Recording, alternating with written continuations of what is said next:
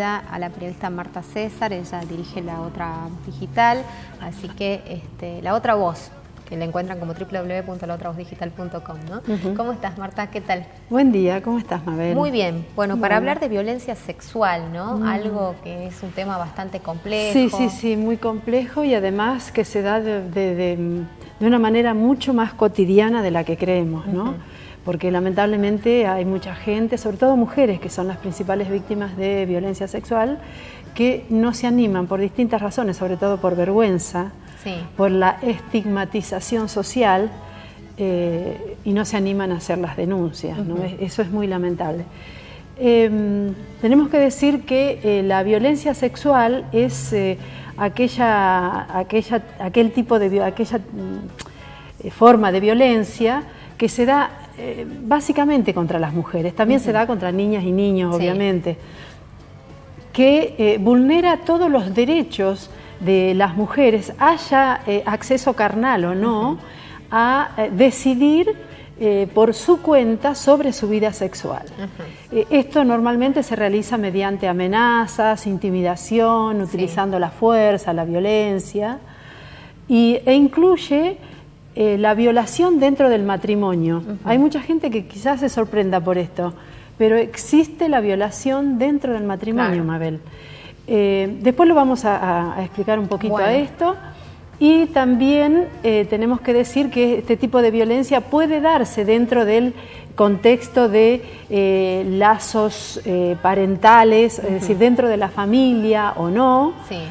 Y también incluye el acoso, incluye obviamente la trata de mujeres, la explotación sexual, la esclavitud sexual, la prostitución forzada, por supuesto, y como decía recién, el acoso sexual, que es una de las formas, diría, más, si vamos a hablar de todo lo demás, una de las formas más suaves de violencia sexual. Sí, hasta por ahí nomás, ¿no? Porque sí, claro, es tremendo, porque en realidad la violencia sexual es un tipo de violencia muy traumatizante, pero muy traumatizante. Y que lamentablemente es cotidiana, ¿no? Porque esto que vos decías, el acoso es algo que está hasta naturalizado, te diría, ¿no? Y hay hombres que no registran que esto te molesta, que te intimida, que es desagradable, que es denigrante. Correcto.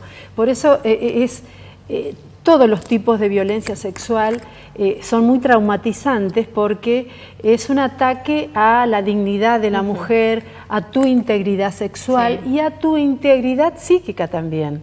Porque yo he sabido de casos de chicas que han sido violadas y que no salieron más de sus casas.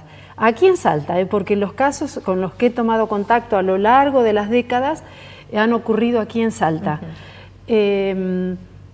Una madre vino a verme una vez en una marcha, se acercó y me habló a ver qué podía hacer, porque su hija había dejado los estudios, estaba tirada todo el día en la cama después de haber sido violada por un vecino.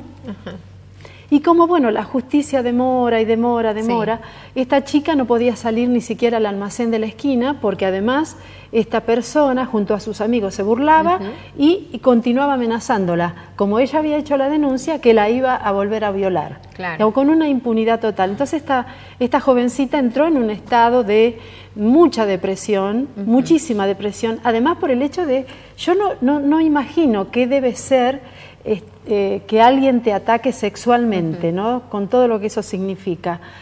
El rechazo, la bronca, la impotencia, el asco y la tristeza que sentís después, ¿no? Y que pasa habitualmente, como vos decías, no necesariamente tiene que haber penetración, no necesariamente hablamos de violación cuando nos referimos a violencia sexual, sino también lo que pasa en la calle, lo que pasa en los colectivos, ¿no? Alguien que pasa y te toca cuando vos no tenés ningún interés de que otro vulnere tu cuerpo, y que es lamentablemente bastante cotidiano, ¿no?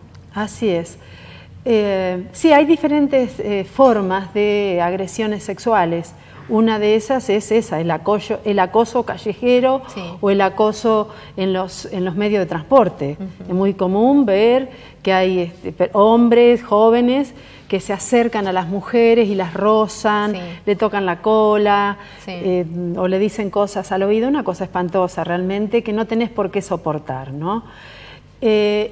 Para que haya acoso sexual tiene que haber porque una cosa es el acoso allí dentro de los transportes y todo ese tipo de cosas, y otra es el acoso que se da en el ámbito laboral o en el ámbito de la universidad, de la escuela, por ejemplo, donde tiene que haber una relación de jerarquía, ¿sí? Para que se configure este acoso.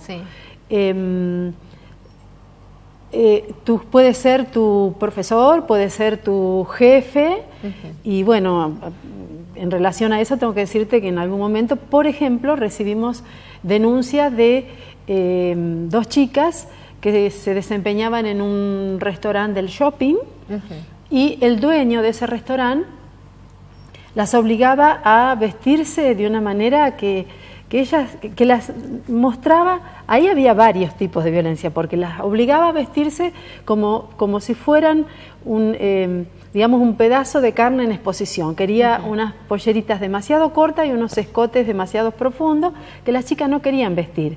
Pero además de eso, sufrían el acoso permanente del dueño que les exigía que si no pasaban por su cama perdían su trabajo.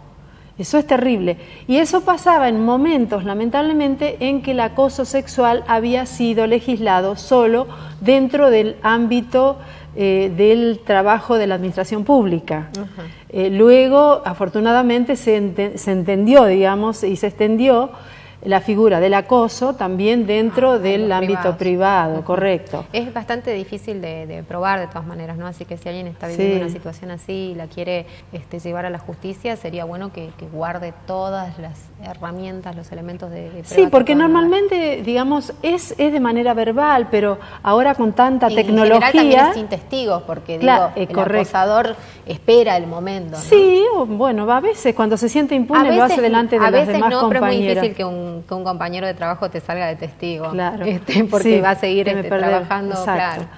Pero bueno, digo que ahora con tanta tecnología se ha dado casos, digamos, de acosadores dentro del ámbito del trabajo, que algún mensajito de texto, algún mail, alguna cosa así, así que eso hay que guardarlo como prueba, por supuesto, ¿no? Bueno, luego tenemos el abuso sexual, que es otra forma de abuso y otra forma de violencia, de agresión, y que se da a veces mediante engaños, con consentimientos aparentemente válidos, y a veces también se da utilizando la fuerza. Cuando se da con consentimiento aparentemente válidos, podemos incluir ahí a la gran cantidad de niñas y niños que son abusados sexualmente, con penetración o no.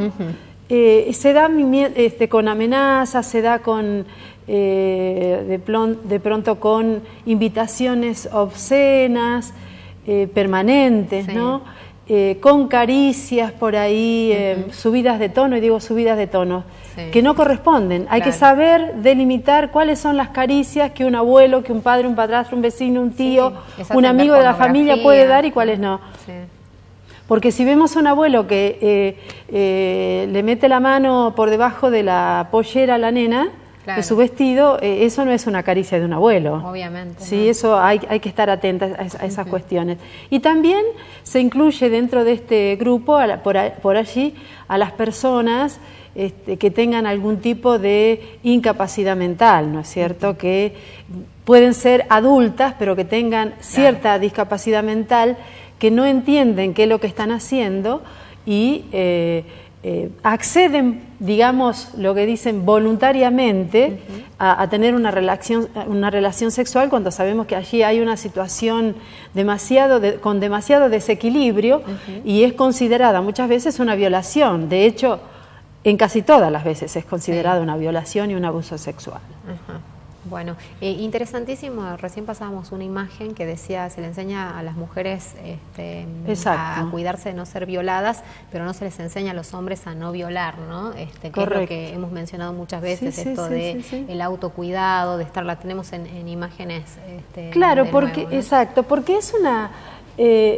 por ser uno de los tipos de agresiones más traumáticos para niñas y mujeres, es terrible esta cuestión, y la sociedad pone todo el peso, digamos, de la responsabilidad sobre la mujer. Claro. ¿Cómo te fuiste vestida? Escuchamos mucho eso. Sí. Y bueno, pero ¿cómo se visten las mujeres hoy? ¿A qué hora circulaba? ¿Cómo va a andar sola por ahí? Cómo se visten es una invitación a que las violen. Y es una barbaridad. Claro. Eso es un mito, porque en realidad, como lo hemos dicho en otras oportunidades, violan desde bebés hasta ancianas. Acá en Salta, hace unos años, los diarios principales publicaban el caso, no sé si fue en la zona de Anta, por allá, de un hombre, por decirlo de alguna manera, que violó a una bebé de 8 meses. Claro. Terrible fue ese caso.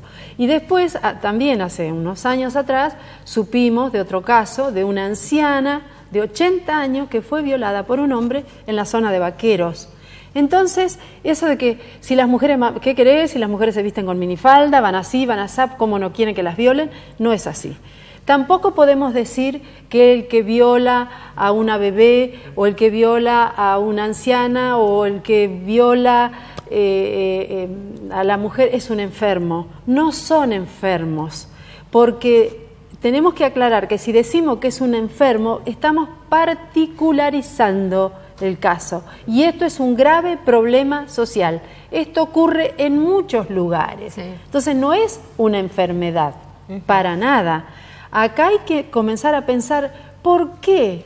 ¿Por qué los hombres creen que pueden adueñarse, apropiarse del cuerpo de las mujeres y golpearlas, matarlas y o violarlas? Claro, o abusarlas sexualmente, de la manera que fuera.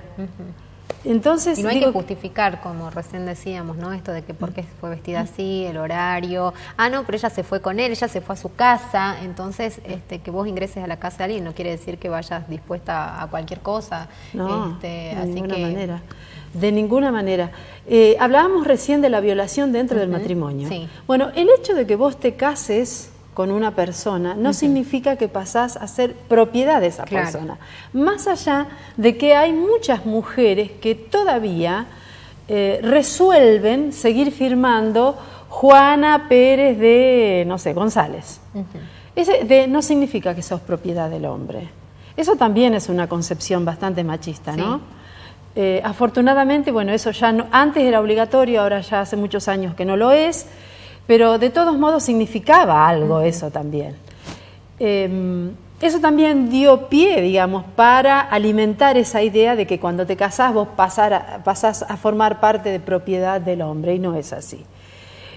Vos sos una persona con derechos, por más que estés casada, si un día, por lo que fuera, digamos, tu esposo te requiere sexualmente un día o dos, una semana, un mes o lo que fuera, y vos no estás bien, no estás preparada o estás enferma o lo que fuera, y te negás a tener una relación, tenés derecho a decir que no.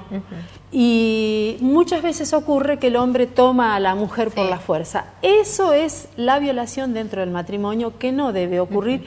Y eso también lo contempla la justicia. Sí, y de hecho en algún momento recuerdo un caso aberrante acá de un hombre que había atado a su esposa, ¿no? Sí. Y la había violado delante de sus hijos. O sea, miren el nivel, digamos, de lo que ocurre, la verdad que terrible. Después otros casos que se habían judicializado y no habían prosperado por la famosa figura del avenimiento. ¿Te acordás que se discutió tanto?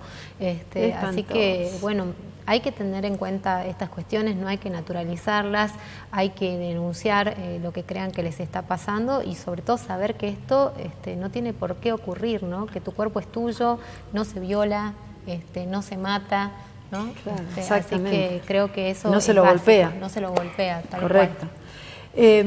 Con este tipo de cuestiones por ahí hemos tenido algunas diferencias con algunas antropólogos y antropólogas, sí, porque cuando se han dado casos de violación dentro de comunidades originarias, vos recordarás el caso famoso de la chiquita Wichi, nosotros decimos que es violación. Que una niña de 11 años sea madre, como ocurrió hace unos días en Santiago del Estero, es una violación.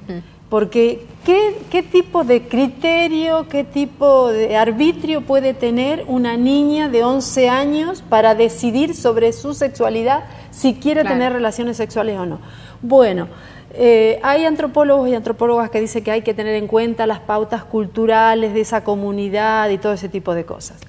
Resulta que esas comunidades, para algunas cosas hay que tener pautas, digamos, las pautas culturales de ellos y ellas, pero para otras cosas no. Porque cuando vienen a exigir derechos, exigen sus derechos en nombre, digamos, o haciendo alusión al corpus legal, digamos, que utilizamos. Acá hay una cosa, una chiquita de 11 años es una persona, sea de la comunidad que sea, sea de la raza que sea, y está sujeta a con las derechos argentinas, ¿no? Con derechos y están sujetos y sujetas exactamente a la legislación vigente en nuestro país. Una niña de 11 años es una menor que no tiene todavía capacidad para decidir en absolutamente nada, y mucho menos en una cuestión sobre si ser madre o no, o tener relaciones sexuales o no. Sobre todo cuando esas relaciones sexuales son vienen de parte de un adulto. Claro, totalmente. Sí, porque si lo hace un chiquito de 11, 12 años, lo que fuera, por ahí hasta podríamos analizar, que tampoco corresponde, pero que es un menor, que todavía no es consciente de sus actos o lo que fuera.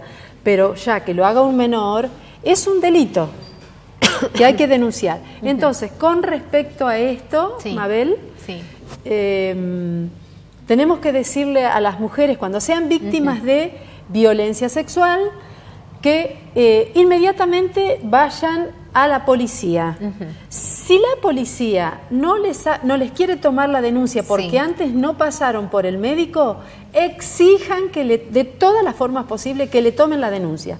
Si aún así no les quieren tomar las denuncias, se van inmediatamente al hospital, a un hospital público, obviamente. Que no se bañen, ese es un recaudo que tienen que tener. Por más asco y rechazo que sientan, no se bañen, no laven la ropa, nada de lo que lleven puesto, porque todo eso es prueba. Entonces se van a un hospital para que el médico de un hospital público constate que efectivamente las lesiones que presenta la niña o la mujer son compatibles con una violación, y se tome registro de eso. Eso va a ser una prueba irrefutable cuando se lleve a la justicia. Luego, bueno, si es que la comisaría no quiso tomar la denuncia, se irá con esas pruebas y vuelvan a hacer la denuncia a la comisaría. Pero es elemental. Lo del hospital es muy importante por esta razón. También, ¿no? Porque allí se le administran a la persona violada, sobre todo si está en edad fértil, a las mujeres, los retrovirales, que son aquellos medicamentos para prevenir las enfermedades de transmisión sexual. Y luego le dan lo que se llama la pastilla del día después, que es para evitar posibles embarazos. Claro, ¿sí? Tal cual. Así que a tener en cuenta estas cuestiones, cuando seas víctima o tengas a alguien, no importa que vos hayas sido digamos, la persona directamente agredida sexualmente, podés hacer la denuncia también vos. La ley te habilita para que hagas la denuncia y si esa persona no está en condiciones, pero preservando las pruebas. Después la llevas al hospital, la acompañás para que el médico la vea y constate que ha habido una agresión sexual y se puede iniciar una causa como corresponde. Bueno, perfecto.